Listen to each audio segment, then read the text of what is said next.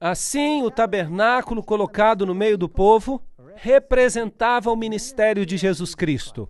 Agora, você acha que é importante que nós compreendamos o ministério de Cristo? Sim ou não?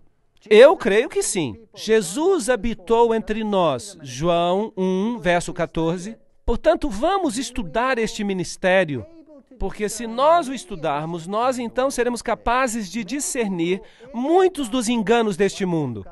Muitas pessoas terminam o seu evangelho quando atravessam esta porta. E ali se encontram, já estão dentro, sua vida segue como estava antes, nada mudou. Não, não, não. Há mais no ministério. Você só viu o primeiro tabernáculo. Vejamos os móveis mais uma vez. Quando se entra, havia um altar de sacrifícios, depois uma pia de metal, e depois, ao entrar no primeiro aposento, temos de um lado o castiçal, também havia o altar de incenso, e então havia uma mesa com pão da proposição.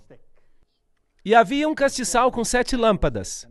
E no aposento interior estava a Arca da Aliança. Portanto, o pátio exterior representava a terra, e a porta e o véu representam as 3 dimensões do ministério de Cristo. 3 dimensões, e não apenas uma. Havia 4 pilastras para o véu, 4 coberturas, 4 cores, 4 ingredientes no pão da proposição. 4 é o número da terra, da plenitude da terra. Norte, sul, leste e oeste. Toda a terra está coberta por esta redenção.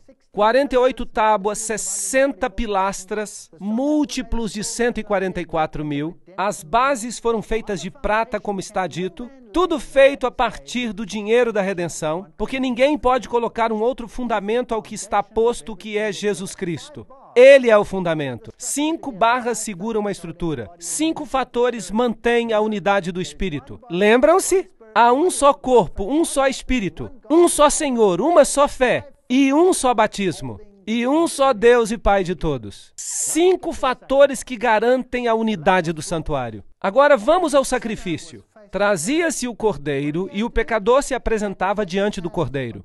E o que é que ele tinha que fazer? Ele tinha que colocar a sua mão por cima do cordeiro e em seguida o cordeiro era morto e a gordura era removida e queimada. A gordura é um símbolo do pecado. E queimar a gordura era uma purificação do pecado. Portanto, a gordura que está nas partes interiores, envolvendo os órgãos internos, torna-se um símbolo do pecado, que é queimado em Cristo. Lindo simbolismo. O cordeiro era atado aos chifres do altar. Cristo é o cordeiro que é atado para o sacrifício. E ele se torna o seu sacrifício. Assim, o cordeiro era atado com uma corda e era preciso que se sacrificasse o cordeiro. Era necessário que a pessoa tomasse parte disso. Você causou a morte de Cristo, o Cordeiro. O sumo sacerdote tomava o sangue, e o sumo sacerdote, em certo sentido, levava o sangue do Cordeiro que purifica dos pecados, e o próprio sumo sacerdote, que era também um símbolo de Cristo. Claro que nesse sistema, o sumo sacerdote e o Cordeiro são, na realidade, um mesmo símbolo. Mas, naturalmente, o cordeiro acaba morto depois do processo. Então, o sumo sacerdote representa a Cristo. Em certo sentido, o Cristo ressuscitado. Levítico 4, 27 a 31 diz que se alguma pessoa do povo desta terra pecar por ignorância, atentando contra algum dos mandamentos do Senhor, então trará como sua oferta uma cabra sem defeito, pelo pecado que cometeu, e lhe porá a mão sobre a cabeça, para se tornar uma oferta de expiação pelo pecado, e a oferecerá no lugar do holocausto. E o sacerdote faria expiação por essa pessoa, como Cristo faz expiação por nós. Então, o sacerdote é um símbolo. Então, o pecado era perdoado. Há um plano para nos livrar do pecado. Assim, é preciso pôr as mãos sobre o cordeiro. Vamos ler o que diz a enciclopédia judaica sobre o assunto. Diz: a colocação das mãos sobre a cabeça da vítima é um rito ordinário pelo qual a substituição e a transferência dos pecados são realizadas. Em cada sacrifício há a ideia de substituição. A vítima toma o lugar do homem pecador. Agora eu tenho uma pergunta. O evangelho também lhes foi pregado? Sim ou não? Não lhes foi pregado como é pregado a nós. Foi pregado com símbolos. Se tivessem estudado a cerimônia, Eles teriam percebido o ministério de Cristo através dela, mas começaram a usar a cerimônia como um ritual. E quando se ritualiza algo, então perde-se o verdadeiro significado. Então o sumo sacerdote, o cordeiro, o sangue, tudo aponta para Jesus Cristo, que é o Cordeiro de Deus que tira o pecado do mundo. João 1, verso 29. Ei-lo, olhem para ele. Aí está a tipologia. É fascinante. Quando Abraão teve que sacrificar a Isaque, e ele tinha que fazê-lo no Monte Moriá, o mesmo monte onde depois o templo foi construído. E o templo representa o santuário, o ministério de Cristo. Quando se escavava o Monte Moriá, percebeu-se que Salomão criara uma pedreira de onde se tiravam blocos de pedra. E isso criou um vale entre as duas colinas. E uma colina foi chamada de Gólgota. É fascinante que o Monte Moriá era uma colina e que Jesus morreu no Monte Moriá. Uau! Ele morreu no mesmo monte, simbolizando a morte do Cordeiro. Meus filhinhos, estas coisas vos escrevo para que não pequeis. Mas se alguém pecar, temos um advogado junto ao Pai, Jesus Cristo justo. Portanto, Cristo morreu, e agora que ele morreu, ele ressuscitou e se tornou um advogado para nós. Então, o trabalho de Cristo terminou na cruz, ou Jesus continua fazendo algo? Ele ainda está fazendo o seu trabalho. Sim, o preço do pecado foi pago plenamente, mas a obra de Cristo não está terminada ainda. Cristo é ainda o advogado, nós podemos encontrar salvação nele. Mas ele foi ferido por causa das nossas transgressões, moído pelas nossas iniquidades. O castigo que nos traz a paz estava sobre ele, e pelas suas pisaduras fomos sarados. Se confessarmos os nossos pecados, ele é fiel e justo para nos perdoar. Devemos confessar a ele, sim ou não? Absolutamente. Vocês sabiam que há pregadores que dizem que não há nada mais malvado que possamos fazer do que falar sobre a natureza pecaminosa do homem? Se não falarmos do pecado, então não precisamos de uma solução. Poderíamos seguir sem Cristo, certo ou errado? Ok, todos estes símbolos representam um sumo sacerdote. Agora, aqui está a pia de metal. A pia de metal vinha logo após o sacrifício. Muitos sistemas religiosos vêm e querem aceitar a justiça de Cristo, vêm até a porta, aceitam o sacrifício expiatório na cruz, mas depois dizem, muito obrigado, agora estou salvo. Mas ainda falta lavar-se, sim ou não? A limpeza pelo renascimento, uma mudança deve ocorrer no caráter. Algo tem que acontecer, de modo que a pia de metal representa a lavagem por água. Ali está, e você se lavava na pia de metal, o sacerdote fazia isso como um símbolo, porque um tabernáculo estava preparado, o primeiro, em que havia o candelabro e a mesa e os pães da proposição. Isso se chama santuário. E o sumo sacerdote entrava nele diariamente, mas não sem sangue. Agora, isto é o que acontecia. Imagine isto. O pecador traz o cordeiro é abatido, as entranhas são queimadas, e o que sobra do cordeiro é finalmente queimado fora da cidade. E isso simboliza que Jesus ia morrer fora, que ele seria morto e eliminado fora da cidade. Então, o sumo sacerdote cozinharia uma porção, uma pequena porção como parte cerimonial, mas os críticos nos dizem que era do tamanho de uma ervilha, e ele tinha que comer. E simbolicamente, os pecados confessados ao cordeiro eram transferidos para o sumo sacerdote. Agora, ele simbolicamente levava os seus pecados como Cristo leva os nossos pecados. Agora, o sumo sacerdote fazia um sacrifício por si mesmo. Além de todos os pecados confessados que ele tomava sobre si próprio, ele levava aquele sangue e o levava para o santuário diariamente. E o colocava nas pontas do altar. Assim, um símbolo. Em símbolo, os nossos pecados foram removidos e colocados no registro do santuário. E a luz continuava queimando, a luz representa Jesus, a luz do mundo. Esta é uma representação da Arca de Tito. quando ele levou os móveis após a destruição de Jerusalém, e todas estas coisas foram levadas. Onde elas estão hoje? Deveríamos perguntar. Jesus diz, em João 8, versículo 12, eu sou a luz do mundo. Quem me segue não andará em trevas, mas terá a luz da vida. O óleo que estava na lâmpada é um símbolo do Espírito Santo, que difundiria a vida. E, através do Espírito Santo, a fumaça, o fumo do incenso subia com as orações dos santos, desde a mão do anjo até a presença de Deus. E isso tinha tudo que ver com Jesus. Portanto, o sacerdote queimava este incenso, e isso representava as nossas orações subindo a Deus e sendo aceitas por Deus, através de Jesus Cristo. Em seguida, havia um sangue que era transferido, ao se transferir o registro dos pecados para o santuário. Eu sou o pão da vida que desceu dos céus. Se alguém comer deste pão, viverá para sempre. E o pão que eu dou é a minha carne, que eu darei pela vida do mundo. Esta era a mesa dos pães. Pão sem fermentos, sem pecado. Agora, em outras palavras, se você entrava, estava coberto pela justiça de Cristo. Se aceitava o seu sacrifício, o sacrifício de Cristo, deveria ser lavado e renascer, e em seguida, o que você deveria fazer? Tornar-se partícipe da luz através do Espírito Santo. Jesus é a luz do mundo. A minha palavra, a tua palavra é o que ilumina os meus pés. É uma luz para o meu caminho. E se você não participar do corpo de Cristo, então Cristo não faz parte de você. Então você não tem parte com Ele. E você tem que falar com Deus através de Cristo. Portanto, Cristo se torna o seu amigo pessoal. Você come, dorme, bebe e anda com Ele. E isso se chama santificação. E a Bíblia diz que sem santificação não veremos a Deus. Não é suficiente dizer estou santificado, se você não quer saber nada do resto.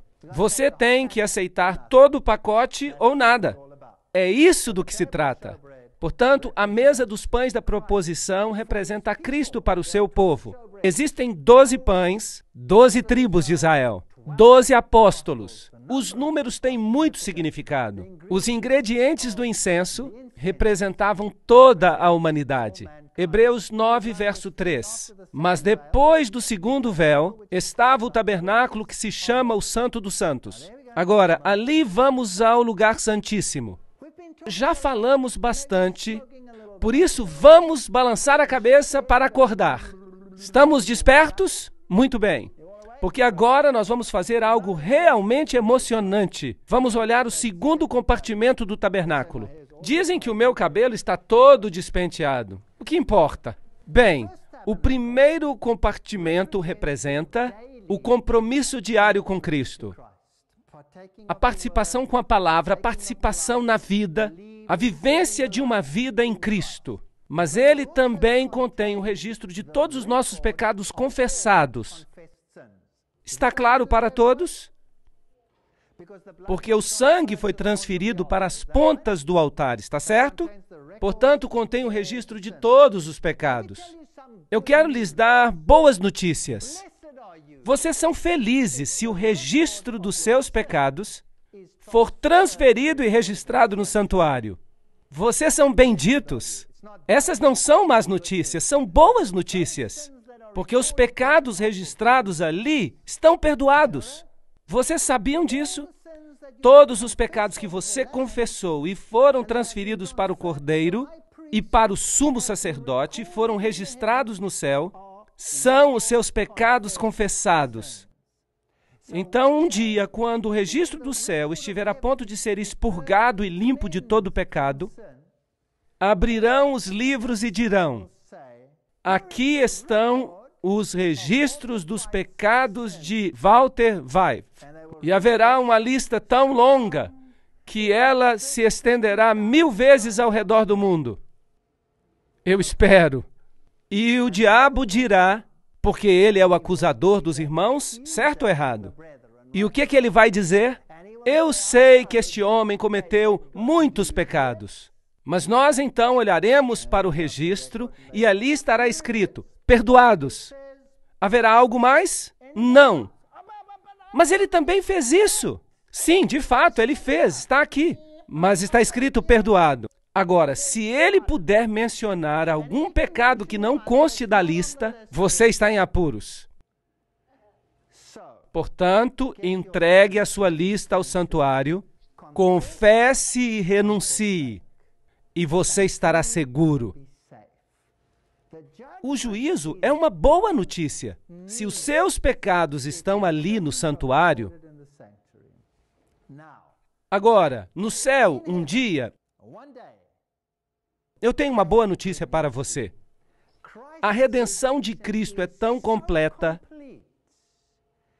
você vai comparecer diante de Deus, e não apenas como pecador perdoado, mas como um indivíduo que nunca tivesse pecado. A que distância Deus vai lançar os seus pecados? Tão longe quanto é o leste do oeste. Isto é, infinitamente longe. Não há como eles voltarem para você. Comparecerá diante de Deus como se nunca tivesse pecado. E terá um direito perfeito ao céu, se o registro dos pecados estiver ali gravado. É a coisa mais linda do mundo, é a doutrina mais linda do mundo. Não há nada a temer se nós tivermos confessado os nossos pecados e os tivermos abandonado. Lembram-se de Maria Madalena? Lembram-se dela? Ela foi acusada, mas Jesus lhe disse: nem eu te condeno, certo? Isto é a graça. Isto se chama graça. E então, o que ele disse? Vai e não peques mais. O que é isto? Ele a colocou debaixo da lei. Portanto, a lei e a graça vão juntas. Então, agora o registro do pecado está ali, mas uma vez por ano o registro dos pecados era limpo. Uma situação bem mais séria. Ele tinha sinos ao redor dele. Romãs e sinos. Romãs e sinos, romãs e sinos. E os sinos soavam e lhe amarravam uma corda à perna. Porque se ele entrasse na presença do Deus Santo com pecados, ele morreria instantaneamente. E teriam que puxá-lo para fora do véu morto. Isso é uma coisa muito séria. De modo que era uma situação muito grave. O sacerdote fazia plena confissão dos seus pecados e se assegurava que todos os seus pecados tinham sido expiados. E em seguida entrava na presença do Deus Santo. Estava na presença, no lugar santíssimo. E havia ali os 10 mandamentos e as tábuas de pedra, os 2 anjos e a glória do Shekinah, que aparecia por cima dos 10 mandamentos, que contém a lei de Deus que condena o pecador à morte, se ele é um transgressor. E havia uma cobertura de ouro fino, o propiciatório, que representava a misericórdia de Cristo, cobrindo-nos da condenação da lei. Fascinante! Esta cobertura era de ouro, 1 côvado e meio de altura. E as grades onde o sacrifício era queimado fora do altar eram também de 1 côvado e meio de altura. Pequenos detalhes como este só me deixam impressionado. Em outras palavras, a justiça de Deus é tão elevada quanto a sua misericórdia. Incrível! Aqui ele entrava e aspergia o sangue especial no véu, que continha, evidentemente, os 10 mandamentos. Muita paz têm os que amam a tua lei, e para eles não há tropeço. Salmo 119, 105. Olhem para os móveis. Havia o altar de sacrifícios, a pia de metal, em seguida, de um lado, a mesa dos pães da proposição, do outro lado, o castiçal, e então o altar do incenso, em seguida, a arca. Era em forma de cruz. Era em forma de cruz e a sua sombra. Lindo. Ora, quando estas coisas estavam preparadas assim, durante todo o tempo entravam os sacerdotes no primeiro tabernáculo cumprindo o serviço, representando a santificação na vida. Portanto, temos um grande sumo sacerdote, Jesus Cristo, Filho de Deus. Hebreus 4:14. Temos este privilégio hoje? Temos um sumo sacerdote assim, que está assentado à destra do trono, ministro do tabernáculo, do verdadeiro santuário, que Deus fundou e não o homem.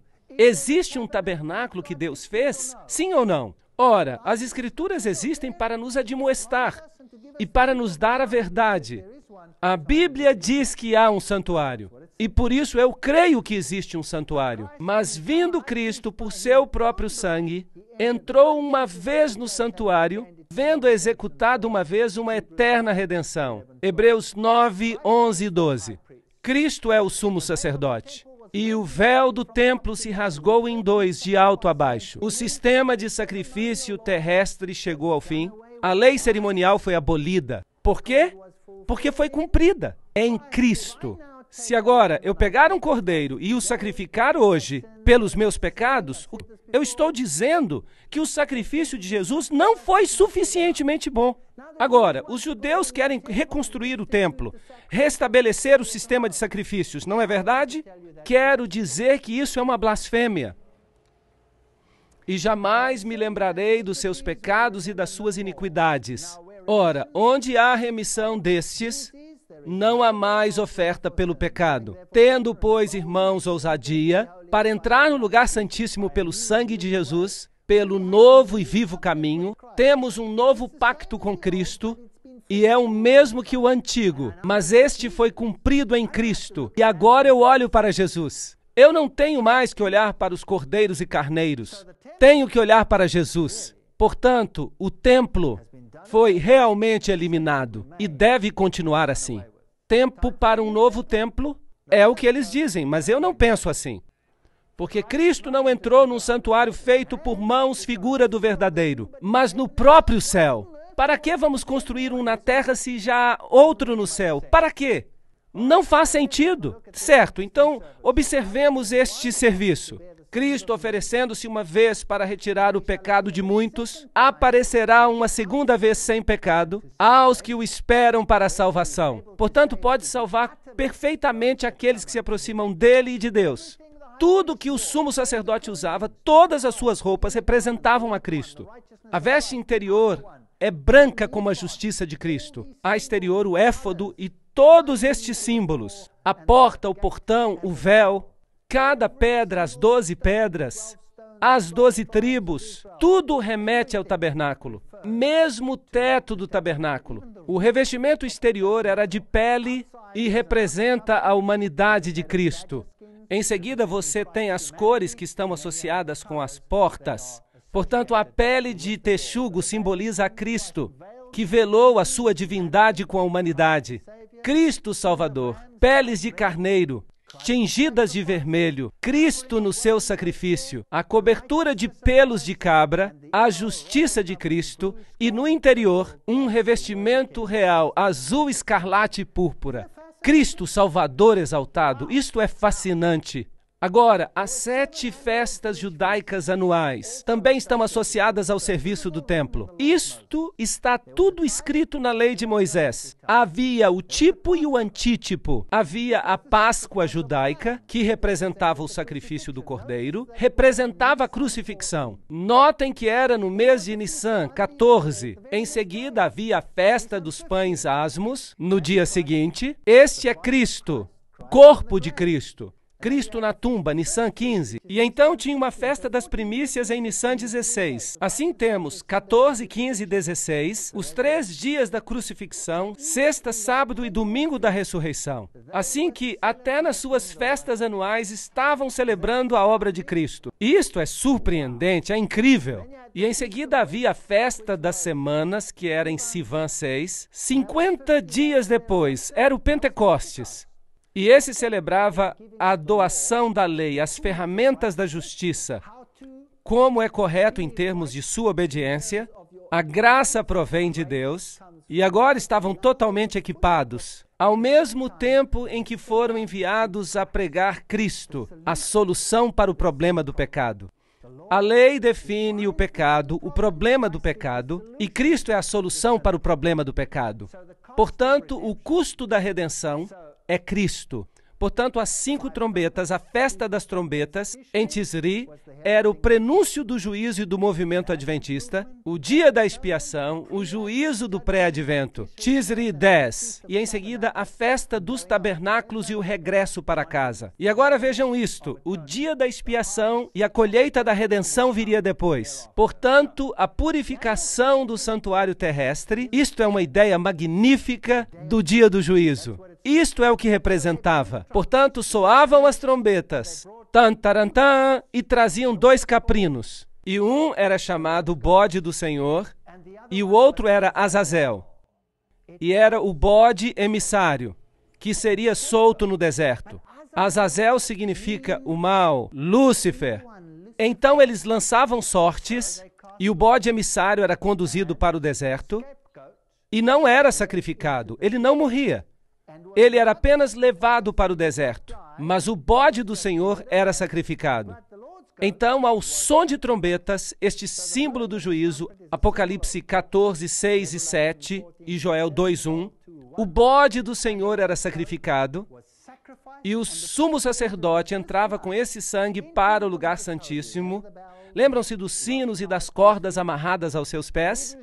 Hebreus diz, mas no segundo aposento, o lugar santíssimo, só o sumo sacerdote, uma vez por ano, entrava, não sem sangue. Levítico 16, 19. E daquele sangue aspergirá sobre o altar com o seu dedo 7 vezes e o purificará. Portanto, isto purificava o santuário das imundícias dos filhos de Israel e o santificava. Lembram-se que todos os pecados estavam registrados ali. Todas estas coisas do santuário precisavam ser limpas. Assim farás a expiação pelo santuário por causa das imundícias dos filhos de Israel e das suas transgressões e de todos os seus pecados, e assim farás para a tenda da congregação, que reside com eles no meio das suas imundícies. Portanto, todas as coisas tinham que ser limpas a partir do registro do pecado. Portanto, o sumo sacerdote tomava todos os pecados que tinham sido confessados no final daquele ano e saía e colocava suas mãos sobre o bode emissário e pressionava suas mãos sobre ele e transferia o registro dos pecados. Quem te fez pecar? Quem te fez pecar? Satanás te fez pecar. Portanto, se Satanás te fez pecar, esse registro é transferido para o bode emissário, Azazel, que significa Lúcifer, e ele um dia pagará o preço pelos pecados perdoados. Se você não confessou os seus pecados, quem pagará por eles? Você pagará. Agora, ele não se torna o portador do pecado porque a Bíblia diz, sem o derramamento de sangue não há o perdão dos pecados. Então ele é enviado ao deserto. Porque naquele dia se fará expiação por vós para vos purificar, e sereis purificados de todos os pecados, os vossos pecados diante do Senhor. Levíticos 16, 30. Então, no dia do juízo, você estará diante de Deus com quantos pecados sobre si? Nenhum. Não é espantoso? Isto é fenomenal. A purificação por Jesus é total, de pé, diante de Deus, como se nunca tivesse pecado. A sua redenção é completa. Vinde então e arguí-me, diz o Senhor, ainda que os vossos pecados sejam como a escarlate, eles ficarão brancos como a neve. Ainda que sejam vermelhos como o carmesim, se tornarão brancos como a branca lã. Se confessarmos os nossos pecados, isso é muito importante, Ele é fiel e justo para nos perdoar os pecados e nos purificar de quanta injustiça? De toda a injustiça. Há pregadores que falam o oposto disso. Dizem que não há maior dano que possa ser feito do que pregar acerca da condição pecadora do homem. Mas temos que reconhecer e confessar os nossos pecados se desejamos ser participantes da salvação. Portanto, esse era um período de confissão final, de purificação, um tempo de juízo. E aqueles que não participavam eram cortados do povo. Esta é a mensagem do santuário, a purificação do santuário. E ele me disse, até 2.300 tardes e manhãs e o santuário será purificado. Daniel 8:14. chegará um tempo em que Cristo entrará no seu segundo aposento e começará a purificação do santuário. E nós trataremos desta profecia dos 2.300 anos em uma outra conferência. Em 2.300 dias o santuário será purificado. Segundo a Bíblia, este julgamento tomará lugar. E eu continuei olhando, e foram postos uns tronos até que o ancião de dias se assentou, e se assentou o juízo, e se abriram os livros. E eis que veio um como filho do homem, e se dirigiu ao ancião de dias, e o fizeram chegar até ele, porque há determinado um dia em que há de julgar o mundo. Atos 17:31. É melhor que tomem nota do juízo.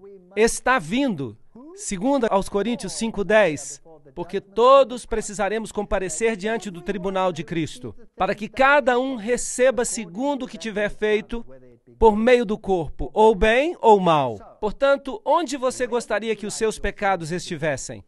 Na sua cabeça ou nos registros do santuário? Ei, é melhor tê-los no registro do santuário.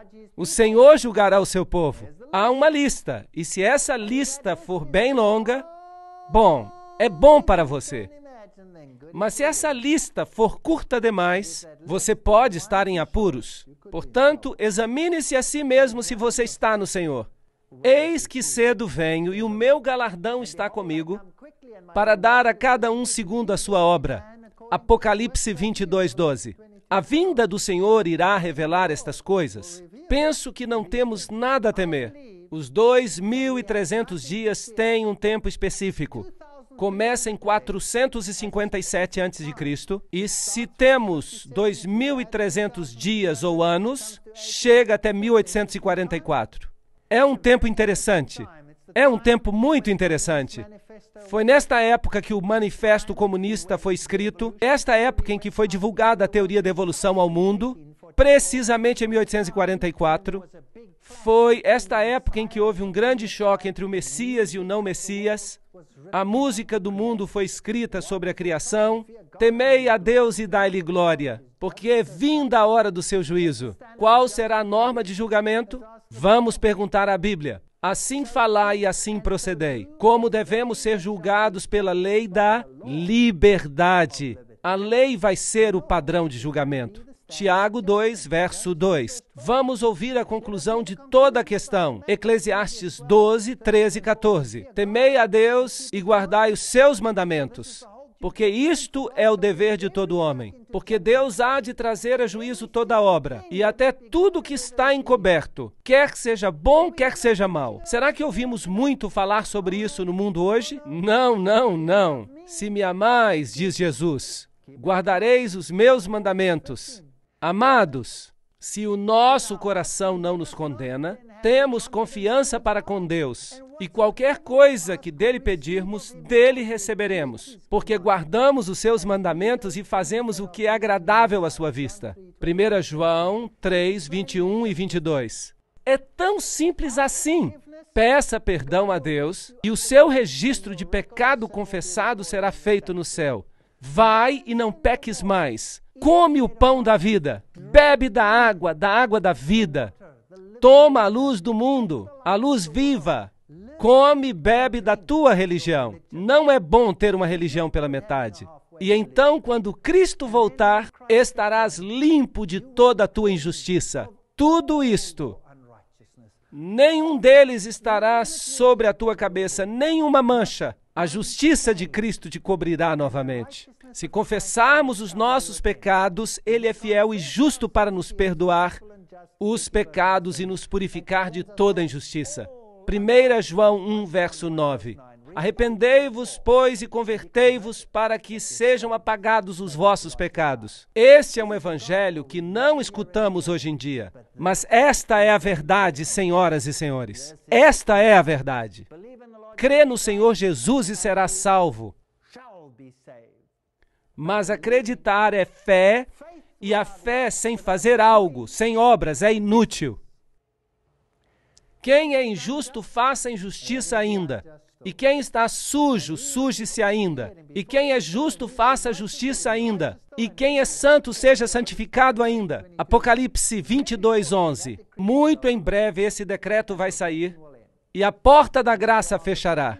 E se você estiver no lugar imundo, será tarde demais. Você permanecerá imundo. Se você estiver do lado justo, permanecerá justo. E muito em breve o Senhor virá. O Senhor não retarda a sua promessa. Ele é longânimo para conosco, não querendo que ninguém se perca, mas que todos cheguem ao arrependimento. Às vezes eu me pergunto, quando eu vejo o mundo desta forma, Senhor, por que tu não vieste ainda? Há gente que diz que Deus vai ter que pedir desculpas a Sodoma e Gomorra se não voltar logo, porque as coisas estão tão más. Mas eu sei que o caráter de Deus é muito paciente. Aqui está a paciência dos santos. Aqui estão os que guardam os mandamentos de Deus e a fé de Jesus. Jesus virá em breve. Em breve virá sobre as nuvens. E esta é a minha oração. Que cada um de nós tenha um entendimento correto do que significa servi-lo. O serviço não significa simplesmente cantar aleluias. Significa aceitá-lo como Salvador pessoal. Meu Salvador pessoal e meu Rei. E um rei é alguém a quem tem que se obedecer. Não porque ele queira mandar em mim, não. Jesus, o Senhor, demonstrou que veio para lavar os pés, não é verdade? Ele não veio para dominar sobre nós, mas nos pede obediência porque isto é bom para nós, é o certo para nós. E ele diz, escreverei as minhas leis sobre os seus corações. Este vai ser o nosso novo pacto. E quando a lei estiver no nosso coração, vamos fazer o que é correto. Eu lhes asseguro que as suas relações vão melhorar. O amor uns pelos outros vai melhorar se voltarem para a obediência, regressando a um relacionamento de obediência a Deus. E não precisamos temer nada quanto ao juízo se tivermos confessado os nossos pecados. Nada. E quanto mais longa for a lista de pecados confessados no céu, melhor.